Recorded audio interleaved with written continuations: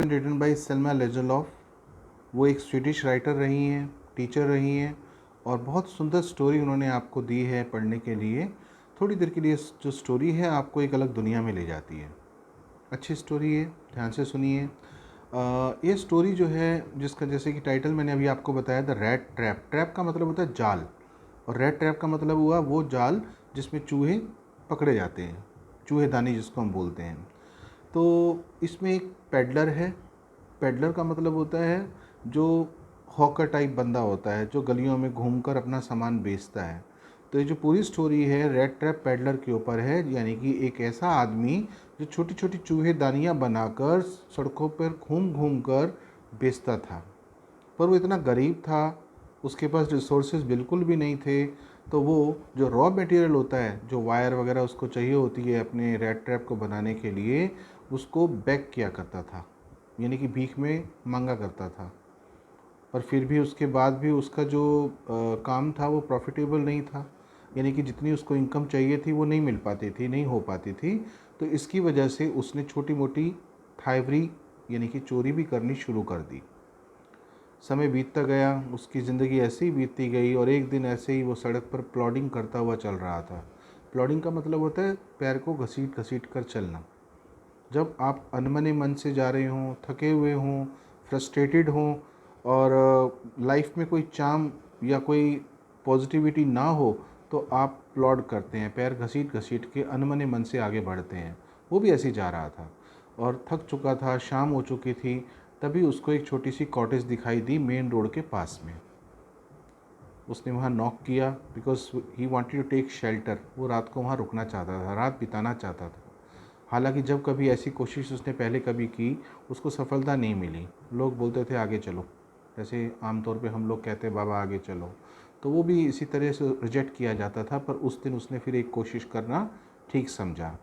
जब उसने नॉक किया तो वहाँ पर एक ओल्ड पर्सन, उन्होंने दरवाज़ा खोला और इन्होंने कहा रेड ट्रैप पेडलर ने कि मैं आपके यहाँ एक रात बिताना चाहता हूँ, मैं थक गया हूँ। तो अनएक्सपेक्टेड वे में उसको यकीन ही नहीं हुआ कि ये तैयार हो जाएंगे, पर वो बुज़ुर्ग तैयार हो गए। अब यहाँ पर है क्वेश्चन कि why did you welcome this stranger. ये जो स्ट्रेंजर आया था उस ओल्ड पर्सन के घर में, उसने वेलकम क्यों किया?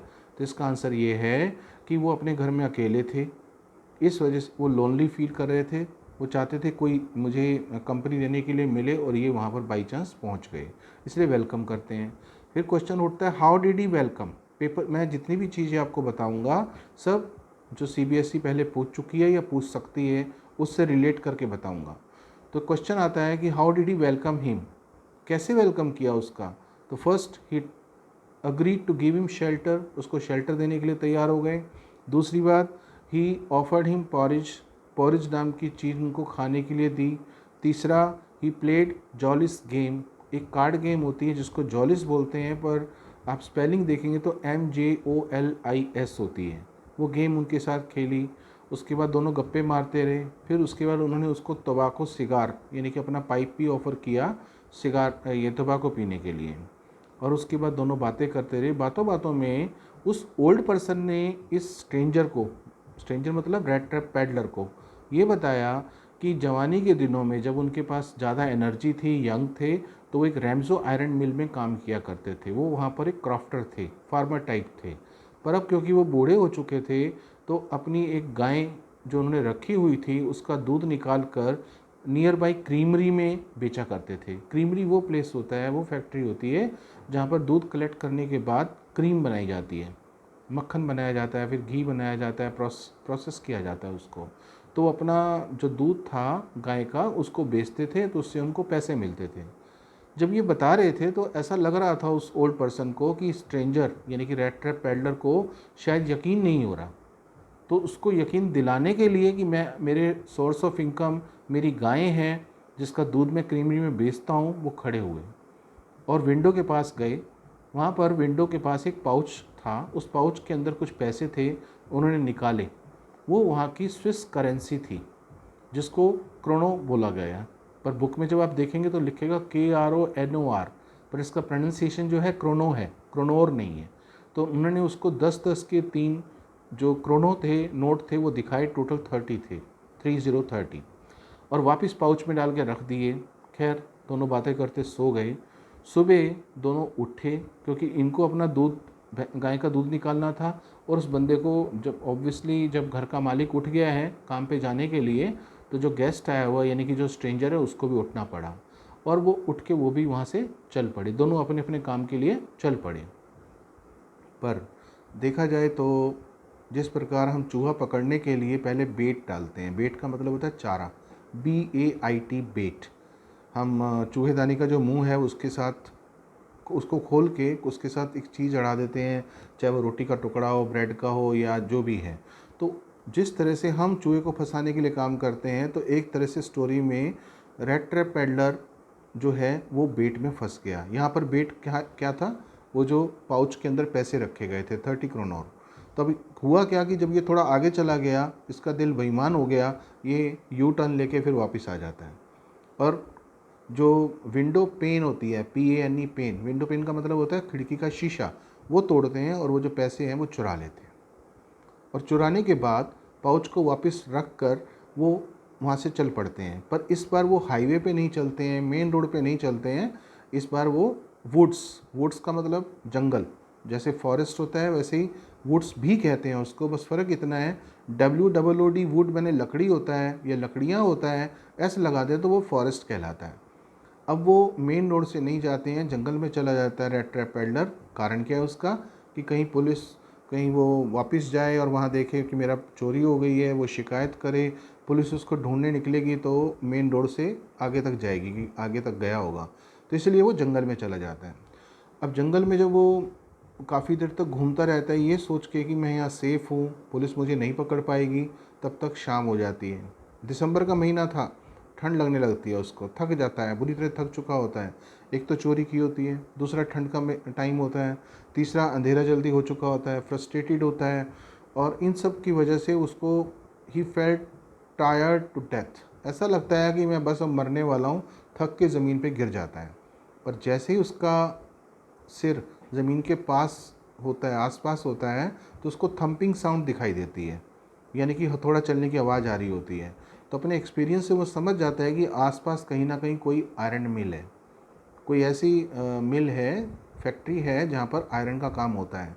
ये सोचकर ही कलेक्टेड हिज स्ट्रेंथ, अपनी ताकत को इकट्ठा करता है और सोचता है कि अगर मैं वहाँ चला जाऊँ तो मुझे वहाँ पर वार्मथ मिलेगी, थोड़ी गर्माइश मिलेगी, शेल्टर मिलेगी, सेफ रहूँगा और ठंड की वजह से नहीं मरूँगा, और शायद कुछ और खाने पीने को भी मिल जाए। तो ये सोचकर वहाँ धीरे धीरे अपने आप को हिम्मत करके वहाँ जाना शुरू करता है और थोड़ी देर में पहुँच जाता है।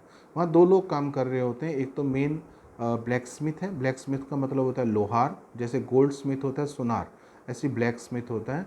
और साथ में उसका अप्रेंटिस यानी कि उसका चेला जो साथ में ट्रेनिंग कर रहा था या हेल्पर था, वो दोनों काम कर रहे होते हैं। यहाँ से उनको रिक्वेस्ट करता है, but they gave hearty consent. आपकी बुक में लिखा हुआ है हॉटी कंसेंट, यानी कि मुंह से हाँ नहीं बोलना पर गुस्से में सिर ऐसे कर देना। तो खैर वहीं पर फायर प्लेस के पास वो सो जाता है, फर्नेस बोला गया आपकी बुक में, यानी कि भट्टी के पास सो जाता है। थोड़ी देर बाद वहाँ का जो मालिक होता है जिसका नाम है आयरन मास्टर, वो अपने इवनिंग राउंड के लिए वहाँ पर आता है। उस वो देखता था कि मेरा काम कैसा चल रहा है, तो बीच बीच में आता रहता था। तो अपने इवनिंग राउंड पे इंस्पेक्शन के लिए जब वहाँ आता है तो देखता है समथिंग इज़ देयर लाइक रैगामुफिन। रैगामुफिन का मतलब होता है गंदे कपड़ों का ढेर, क्योंकि इसने कपड़े पहने होते हैं, थोड़े गंदे से लग रहे होते हैं, और बल्कि क्योंकि बाहर हल्की सी बारिश भी हुई होती है, तो जब ये फर्नेस के पास होता है तो वो पानी जो है स्टीम बनकर इवेपरेट हो रहा होता है। तो जब यहाँ से दूर से देखता है आयरन मास्टर, उसको समझ में नहीं आता ये क्या चीज़ है। तो पास में आता है, देखता है तो बंदा सोया हुआ है, वो हैट ऐसे करके सोया होता है, उसकी हैट को साइड में करता है, उसको एक तरह से उठाता है। तो अब रात को अंधेरा था, बहुत क्लियर पिक्चर नहीं थी, थोड़ा सा वो डर्टी लुक भी था उसका, इस वजह से ही मिसअंडरस्टूड, उसको गलतफहमी हो जाती है कि ये मेरा पुराना आर्मी का फ्रेंड है जो आर्मी में था, आर्मी रेजिमेंट में था। तो उसका नाम नील्स ओलोफ, उसने नील्स ओलोफ, जो नाम आपके ना दो नाम आएंगे रेड ट्रैप पेडलर के जो आयरन मास्टर ने उसके समझे। एक नील्स ओलोफ है, नील्स ओलोफ जो है वो निकनेम है, पर कैप्टन वॉन स्टेल ये उसका असली नाम था अकॉर्डिंग टू आयरन मास्टर। पर देखा जाए तो ये बंदा जो है ना नील्स ओलोफ है ना आयरन, ये कैप्टन वॉन स्टेल है। पर उसको लगता है कि ये मेरा पुराना दोस्त है। उस चक्कर में ये सोच कर कि मेरा पुराना दोस्त है, उसको रिक्वेस्ट करता है कि तुम मेरे घर चलो। और ये भी बोलता है, ये तैयार नहीं होता, इसको समझ में नहीं आता ये हो क्या रहा है, मैं इसका दोस्त कहाँ से हो गया। तो वो बोलता है चिंता मत करो, घर में कोई नहीं है, एलिजाबेथ की डेथ हो चुकी है। एलिजाबेथ आयरन मास्टर की वाइफ थी। तो बोला उसकी डेथ हो चुकी है, चलो चलो चलो। ये तैयार नहीं होता। फिर वहाँ से वो चला जाता है आयरन मास्टर, और थोड़ी देर बाद अपनी बेटी एडला विल्मेंसन, आप जब बुक का चैप्टर पढ़ेंगे तो ये सारे नाम आपको याद हो जाएंगे, एडला विल्मेंसन उसको भेजता है, जो कि उसकी बेटी थी, क्योंकि वो अच्छी तरह से लोगों को कन्विंस कर सकती थी, रेडी कर लेती थी, अच्छी कन्विंसिंग पावर थी। वो आती है और इसको कोशिश करती है ले जाने के लिए, और अल्टीमेटली ही अग्रीड। अब वो साथ चल पड़ता है, घर पहुंचते हैं, रात को वहाँ रुक जाता है, सुबह होती है। अब ये ब्रेकफास्ट टेबल के ऊपर अपने गेस्ट का इंतज़ार कर रहे हैं, और जो सर्वेंट होता है घर का, वो उसको नहला धुला के, शेव शूव करके, बाल ठीक करके, आयरन मास्टर की ड्रेस उसको अच्छी वाली पहनने को देता है, तैयार कर देता है। इधर से ये तैयार हो रहा है, उधर बाप बेटी दोनों बात कर रहे हैं कि जो आयरन मास्टर है, हमें इसकी पहले सेहत का ध्यान रखना है, फिर हमें कुछ ऐसा इसको इस्टेब्लिश करना है कि इसकी इकोनॉमिकल कंडीशन ठीक हो जाए, क्योंकि उसको लगता है मेरा दोस्त है तो मुझे उसकी हेल्प करनी चाहिए। पर जैसे ही वो सामने आता है, then Iron Master understood that last night he misunderstood। Iron master को समझ आ जाता है कि मैंने रात को गलती की थी, गलतफहमी हुई थी मुझे, ये मेरा दोस्त है ही नहीं। तो एकदम उसके चेहरे के एक्सप्रेशन चेंज हो जाते हैं, गुस्से में चिल्लाता है। उसको गुस्से में चिल्लाता देखकर आयरन मास्टर बोलता है, भाई मैंने ये भी तो नहीं कहा कि मैं तुम्हारा दोस्त हूँ, अगर मैंने ये नहीं कहा कि मैं नहीं हूँ। आपस में थोड़ा सा हल्का सा डिबेट है यहाँ पर, हॉट डिस्कशन है। पर उसके बाद में ये उसको बोलता है कि मैं चाहूँ तो तुम्हें शेरिफ के हवाले कर दूँ, यानी कि पुलिस के हवाले, पर मैं चाहता हूँ कि तुम यहाँ से चले जाओ।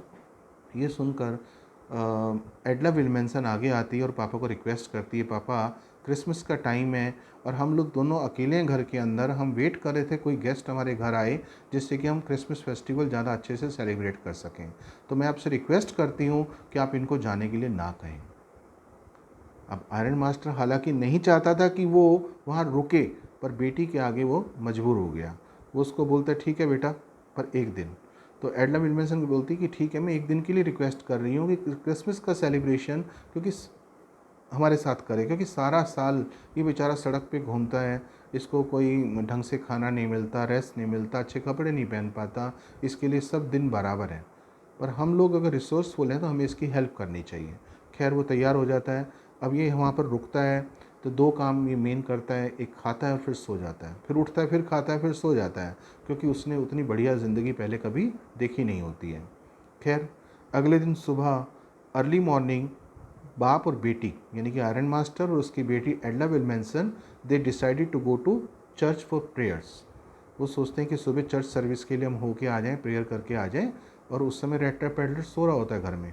तो ये दोनों वहाँ जाते हैं। वहाँ जाकर उनको एक न्यूज़ पता चलती है कि कोई क्रॉफ्टर है, ओल्ड क्रॉफ्टर, उसको एक बंदे ने लूट लिया है, उसका पैसा चुरा लिया है। अब आयरन मास्टर को जब ये पता चला तो अपनी बेटी को बोलता है, अगर वो एक गरीब बुज़ुर्ग को ऐसे लूट सकता है उसके पैसे, जिसने उसको शेल्टर दिया, तो हमारा क्या छोड़ा होगा। हम तो रिसोर्सफुल हैं, हमारे पास कोई कमी नहीं है, लगता है सब कुछ ले गया होगा। मुझे तो डर है कहीं एक आध चम्मच भी छोड़ा या वो भी ले गया। तो इसलिए वो दोनों रश करते हैं घर की तरफ। जैसी गाड़ी उनकी रुकती है घर के बाहर, मेल सर्वेंट आता है तो उसको पूछते हैं वो है या चला गया। पेडलर बोले चला तो गया पर कुछ लेके नहीं गया, आप चिंता मत करो, बल्कि कुछ दे के गया है। अब ये हल्का सा ट्विस्ट है। एक बंदा जो चोरी करता है, जो रेड ट्रैप बेचता है, वो दे के क्या गया होगा। वो एडला विल्मेंसन के लिए एक छोटा सा पैकेट दे के जाता है। जब उस पैकेट को एडला विल्मेंसन खोलती है तो उसमें 3 चीज़ें निकलती हैं। इस पर सीबीएसई क्वेश्चन पूछ चुकी है कि what was gifted to Edla Willmansson by the rattrap peddler. तो उसमें 3 चीज़ें हैं, आप ध्यान से सुनिए।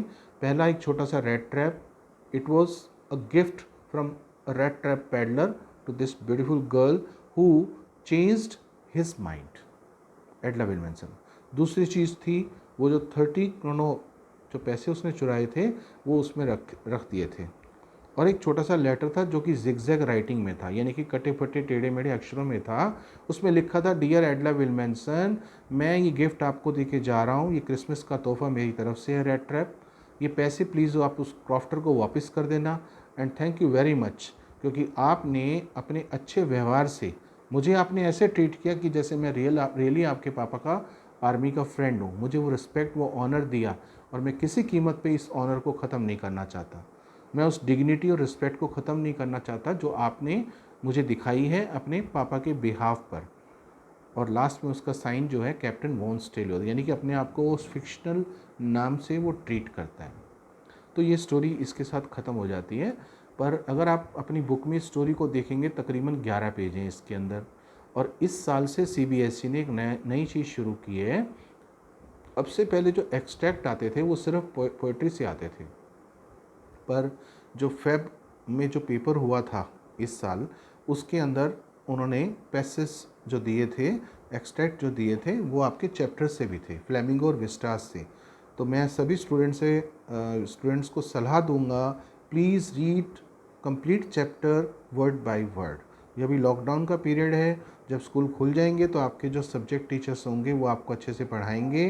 पर अभी जो स्टोरी मैंने आपको बताई है, इससे आपके अच्छे नंबर तो आ जाएंगे, पर अगर आपको बहुत बहुत बढ़िया नंबर चाहिए या 100% नंबर चाहिए तो उसके लिए आपको चैप्टर को बहुत अच्छे तरह से वर्ड बाय वर्ड ज़रूर पढ़ना है। क्योंकि कई सारी छोटी छोटी बातें होती हैं, अगर उसमें से कोई 3-4 लाइन 5 लाइन उठाकर सीबीएसई कोई क्वेश्चन करेगी तो आपको दिक्कत हो सकती है। अभी जो मेन क्वेश्चन इसमें ये बनता है, जो मैंने स्टार्टिंग में बताया आपको, how did Edla Willmansson change the mind of the rattrap peddler. Edla Willmansson ने रेड ट्रैप पैडलर के मन को कैसे बदला। इसी क्वेश्चन को अलग अलग टोन में पूछा जा सकता है। या can we change bad behaviour of a person by showing good behaviour, या what is the theme of the story the rattrap. इस तरह से अलग अलग नाम से ये आ सकता है। फिर एक क्वेश्चन मैंने अभी आपको शुरू में भी बताया था कि how did old crofter welcome red trap peddler. Red trap peddler का वेलकम कैसे किया उस ओल्ड क्रॉफ्टर ने। तो मैंने आपको बताया कि पॉरेज ऑफ़र किया, शेल्टर दी उसको, और जॉलिस कार्ड गेम खेली उसके साथ, टोबैको ऑफ़र किया और उसके साथ अपनी लाइफ स्टोरी शेयर की, जिससे कि उसका टाइम पास हो गया। तो ये सब जो चीज़ें उसमें आप इंक्लूड कर सकते हैं। फिर करेक्टर स्केच ऑफ एडला विल्मेंसन भी आ सकता है या रेड ट्रैप पैडलर भी आ सकता है। तो अगर पैडलर का आएगा तो हमें दोनों चीज़ें दिखानी है कि earlier he was a bad person but later on he change his mind because of एडला only. और एडला की तरफ अगर देखें, उसका करेक्टर स्केच आ जाए तो वो सारी बातें जो अभी मैंने आपको समझाई कि father was not agree to keep that person even for a night, but she only convinced father because she wanted to help that rat trap peddler, and secondly she wanted to enjoy a Christmas festival with some guest। तो ये दो कारण जो थे main थे उसके अंदर, और कम्प्लीटली उसने अपने अच्छे व्यवहार से उसकी सोच को बदल दिया। तो आप चैप्टर को ज़रूर पढ़िए, मेरी इस वीडियो को 1-2 बार ज़रूर देखिए, और जो क्वेश्चंस मैंने आपको लिखे इनके आंसर्स आप अपनी नोटबुक में लिख लीजिए, तब आपको बहुत आसानी रहेगी। Thank you very much.